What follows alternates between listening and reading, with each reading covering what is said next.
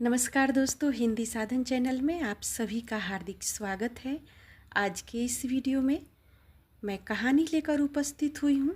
कहानी का नाम है चीफ की दावत और इस कहानी के लेखक हैं भीष्म साहनी।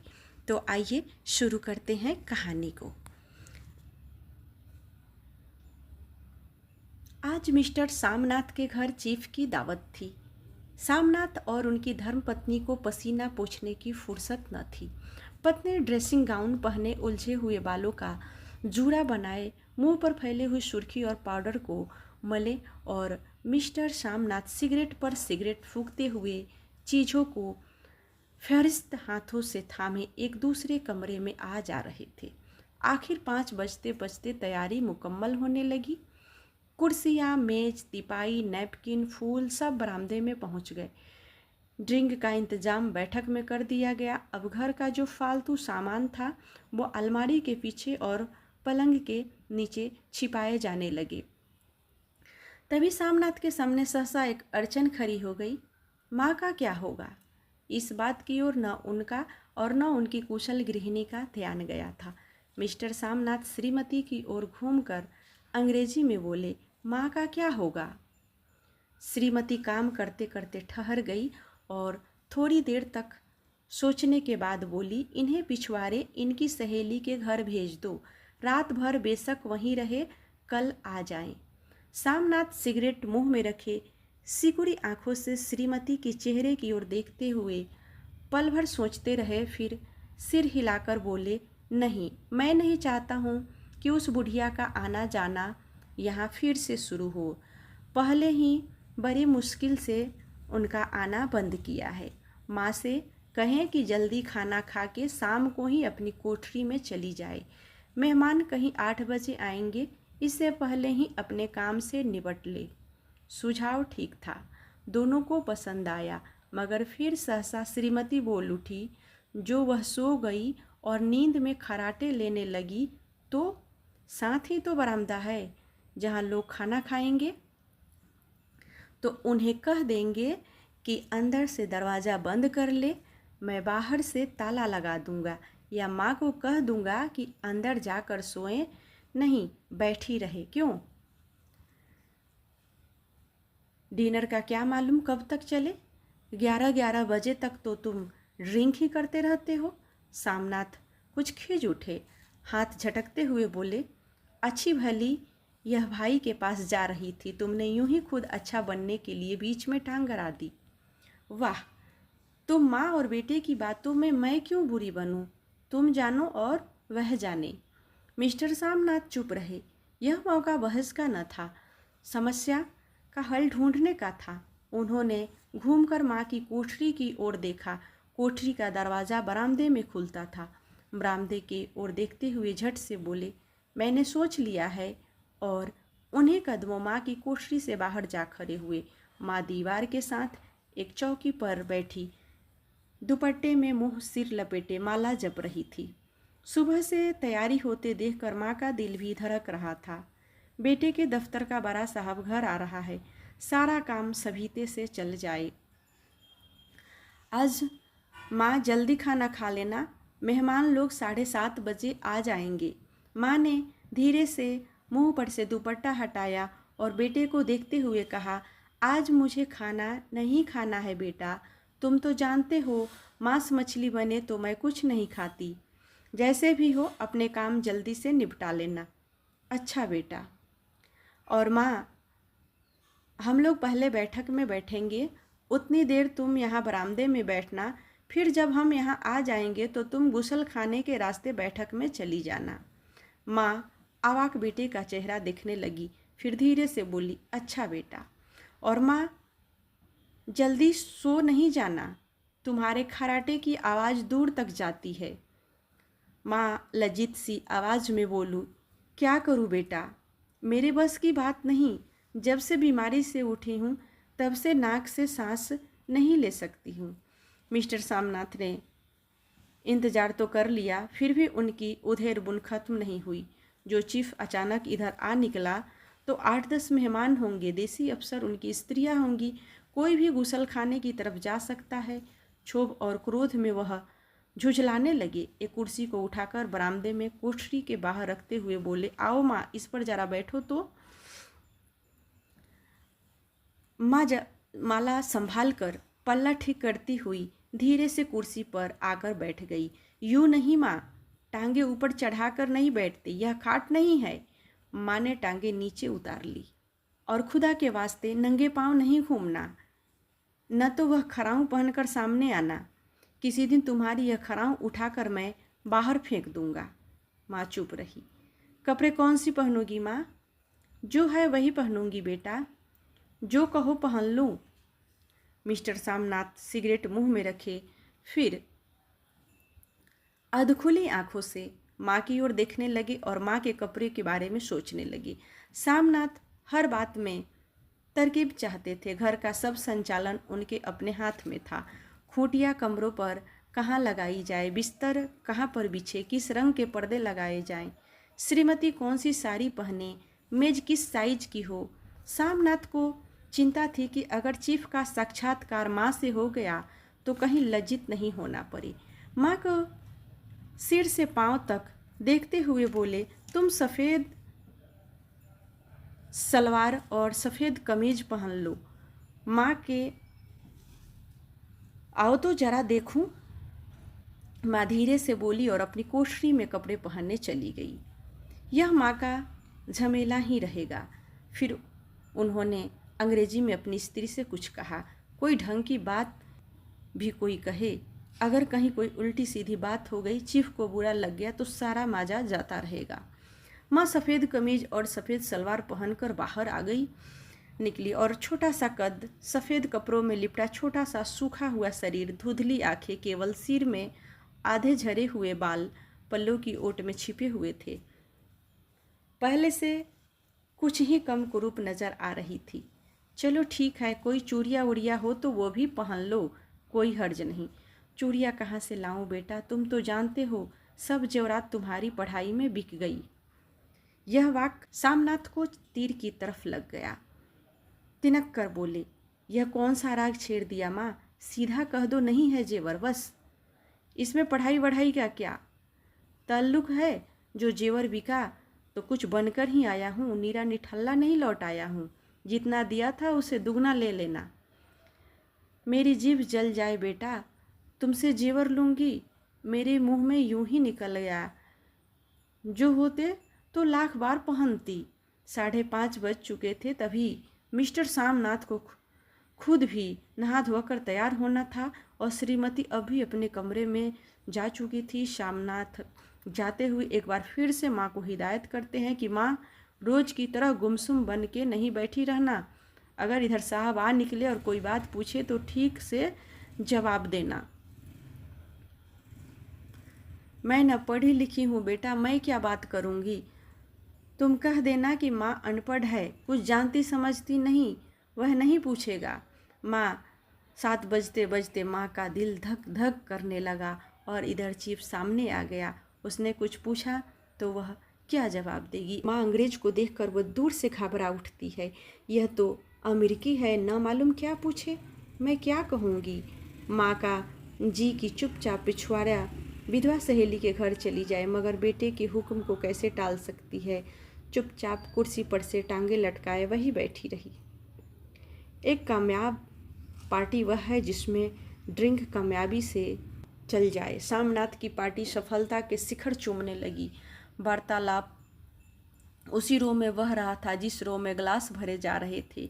कहीं कोई रुकावट न थी, कोई अड़चन न थी। साहब को वैक्सी पसंद आई, मेम साहब को पर्दे पसंद आए, सोफ़ा कवर का डिज़ाइन पसंद आया था, कमरे की सजावट पसंद आई थी। इससे बढ़कर क्या चाहिए। साहब तो ड्रिंक के दूसरे दौर में ही चुटकुले और कहानियाँ कहने लग गए थे।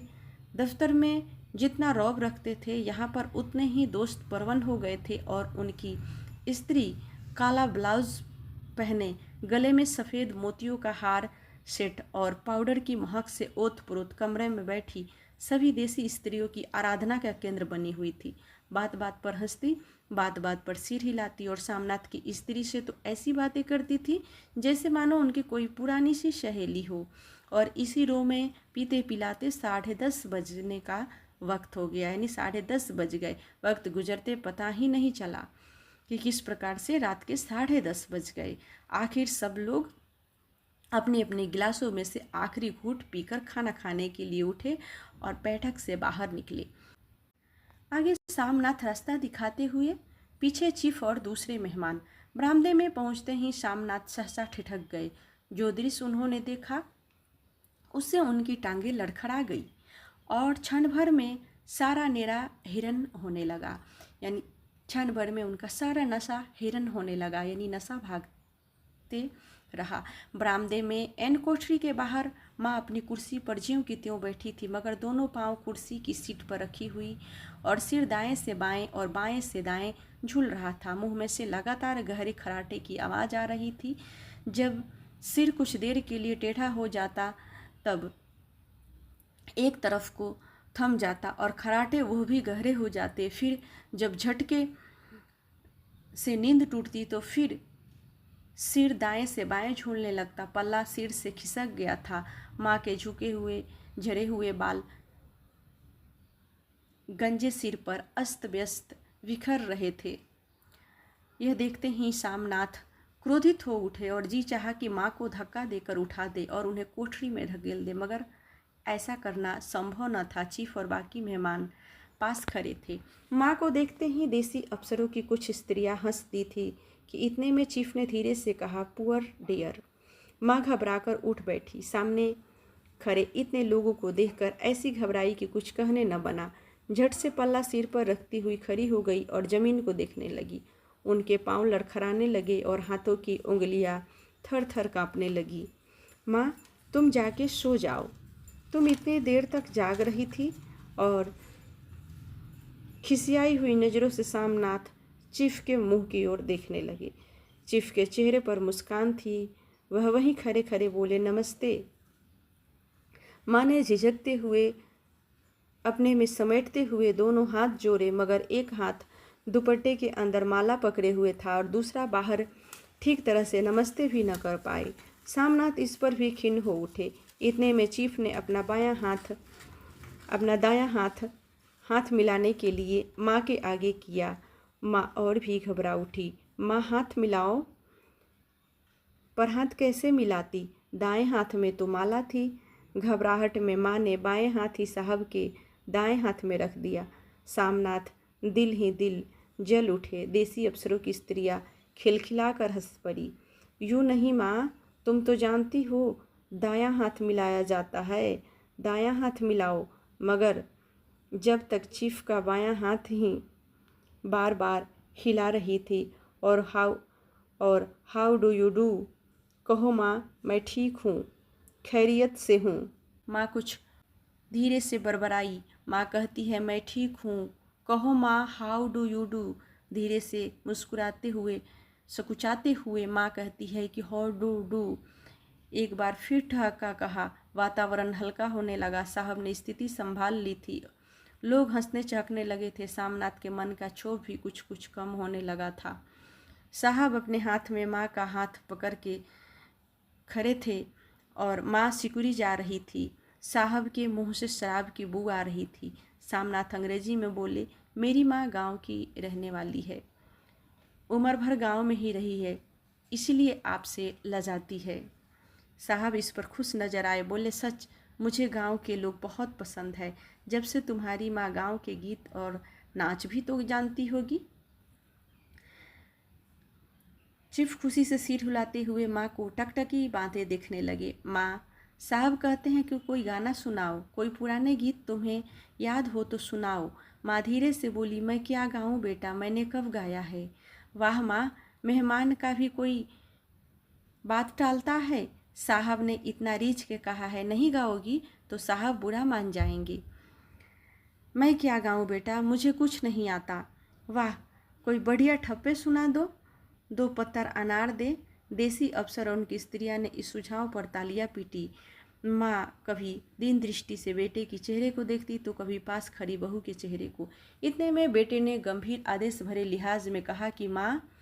इसके बाद माँ का ना सवाल ही न उठता। माँ बैठ गई और छिन दुर्बल लरजती आवाज़ में एक पुराना विवाह का गीत गाने लगी। हरियाणी माए हरियाणी भैने हरियाणे ते मांगी भरिया है।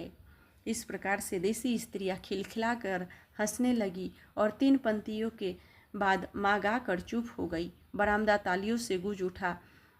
साहब तालियां पीटना बंद ही न करते थे। सामनाथ की खिज प्रसन्नता और गर्व में बदल गई थी। माँ ने पार्टी में नया रंग भर दिया था। तालियां थमने पर साहब बोले, पंजाब के लोगों की दस्तकारी क्या है? सामनाथ खुशी से झूमकर बोले, ओ बहुत कुछ साहब, मैं अपनी एक सेट उन चीज़ों का भेंट करूँगा, आप उन्हें देखकर खुश होंगे।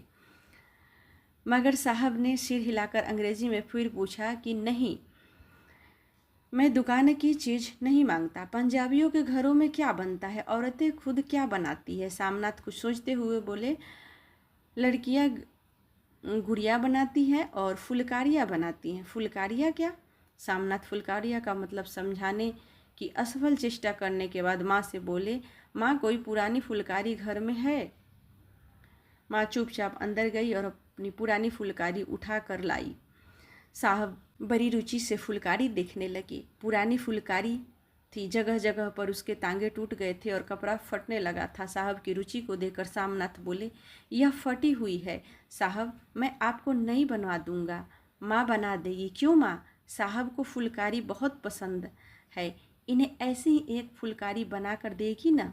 माँ चुप रही, फिर डरते डरते धीरे से बोली, अब मेरी नज़र कहाँ है बेटा, बुढ़िया आंखें क्या देखेगी? मगर माँ का वाक्य बीच में ही तोड़ते हुए सामनाथ साहब को देखते हुए बोले, वह जरूर बना देगी, आप उसे देखकर खुश होंगे।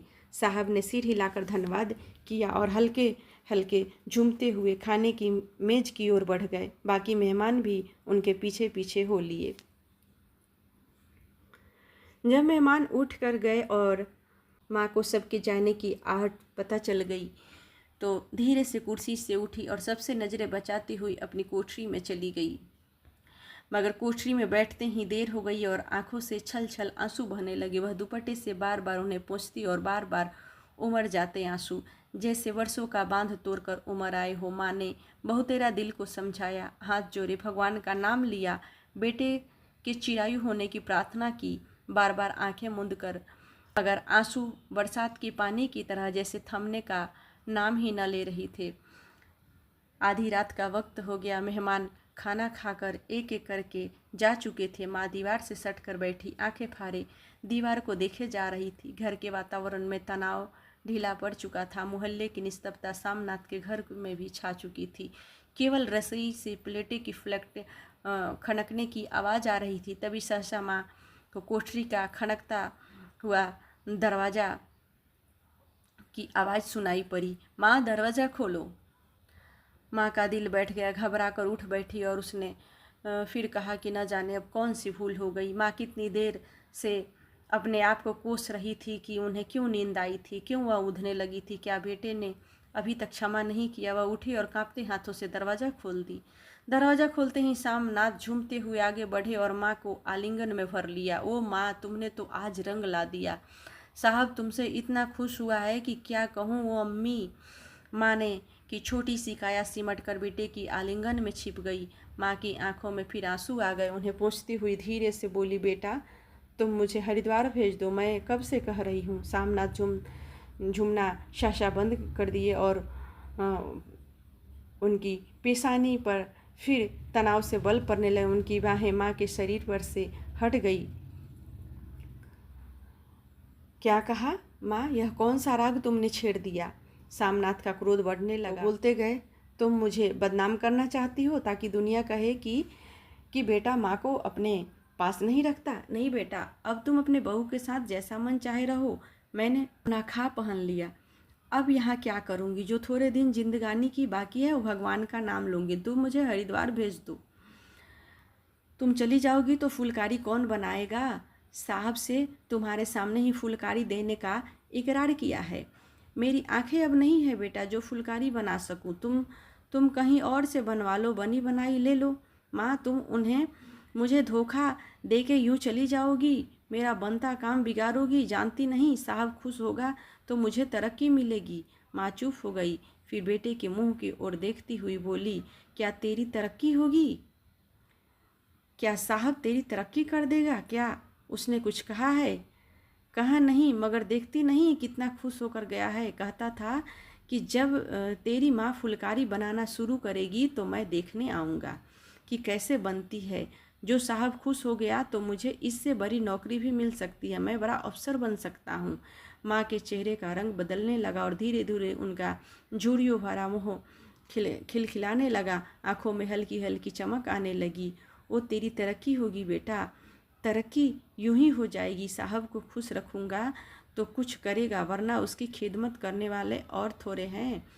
तो मैं बना दूंगी बेटा, जैसे बन पड़ेगा बना दूंगी। और माँ दिल ही दिल से फिर से बेटे के उज्जवल भविष्य की कामना करने लगी। और मिस्टर सामनाथ, अब सो जाओ,